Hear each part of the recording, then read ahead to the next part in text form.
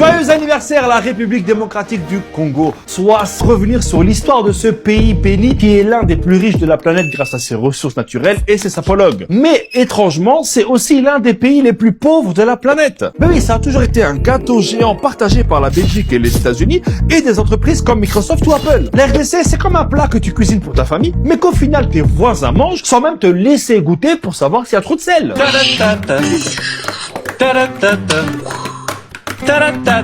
Évidemment, on ne peut pas parler de la RDC sans parler de la Belgique. Deux pays intimement liés, unis par les liens forcés du colonialisme. Et je te le dis direct, tu vois la Belgique comment tu la vois? Eh bien, sans le Congo, elle s'appellerait pas Belgique, mais plutôt Moche-gique. Et retrouvez-moi tous les jeudis pour des jeux de mots de folie.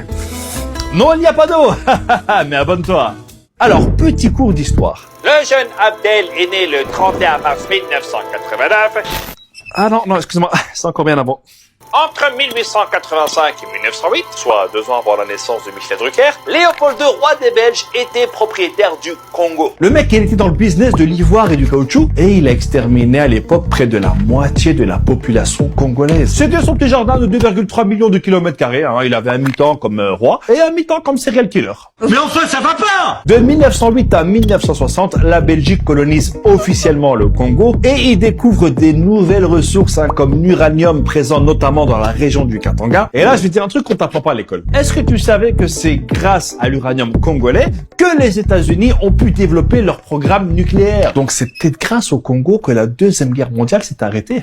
Ah ouais, ça t'embouche à quoi? Allez, je t'emballe ça et tu sers ça à ton prochain repas de famille. C'est cadeau. On fait que donner ici, c'est pas grave. Dans les années 50, il y a eu un mouvement nationaliste, notamment avec Patrice Lumumba, et je peux les comprendre. Pour te donner une idée de l'ambiance, en 1958, donc hier soir, il y avait l'exposition universelle. Et là, t'as la Belgique qui a présenté son atomium et un zoo avec des petits-enfants congolais que les gens pouvaient visiter. Voilà. Il n'y a pas un masque contaminé à lécher, là, parce que là, je te jure...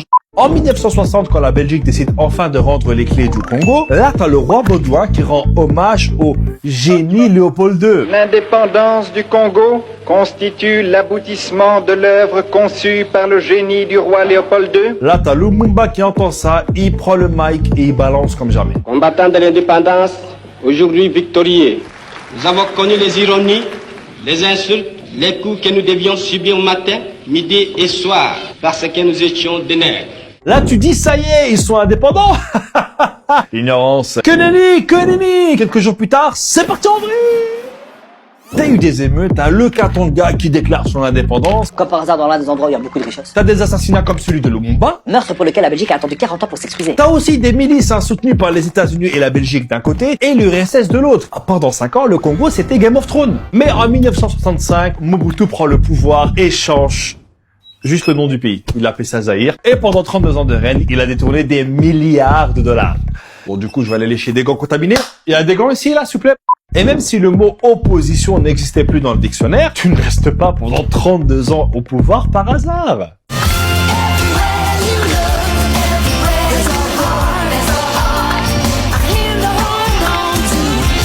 Pas comment vous faites là, malgré le travail, vous êtes toujours dans une forme extraordinaire. En 1996, Laurent Désiré Kabila mène une rébellion et renverse Mobutu. Avec le financement d'entreprises comme American Mineral Field.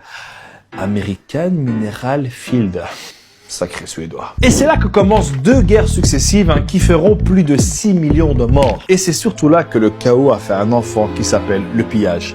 Il n'y a toujours pas d'eau. Là, t'as Kabila qui passe des deals avec le Rwanda et l'Ouganda, entre autres, du style « Donnez-moi un soutien militaire et je vous mets bien.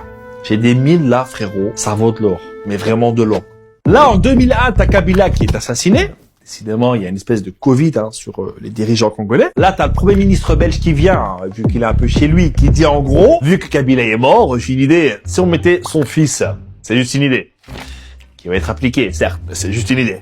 Depuis la fin de la Deuxième Guerre en 2002, les troupes étrangères se sont retirées, mais ont laissé la place à plein de groupes armés financés par des pays voisins pour le pillage des ressources. Et alors là, tout y passe. Or, cuivre, diamant ou encore cobalt et coltan. C'est ces trucs qui servent à fabriquer ton smartphone ou ton ordinateur. Et il y aurait plus de 40 000 enfants qui travaillent plus de 10 heures par jour pour extraire le cobalt qui est utilisé pour des entreprises comme Microsoft, Apple ou Samsung. Donc quelque part, le smartphone ou l'ordinateur que tu es en train d'utiliser pour regarder regarder cette vidéo par exemple, contient certainement une part de la richesse de la RDC. Depuis 2019, le pays a un nouveau gouvernement et il est à 2 doigts de mettre Ebola au chômage. Mais selon vous, qu'est-ce que la RDC peut faire de plus pour enfin rayonner comme elle le mérite? Vous mettez ça en commentaire et je souhaite une bonne fête de l'indépendance à tous les Congolais. Rendez-vous là.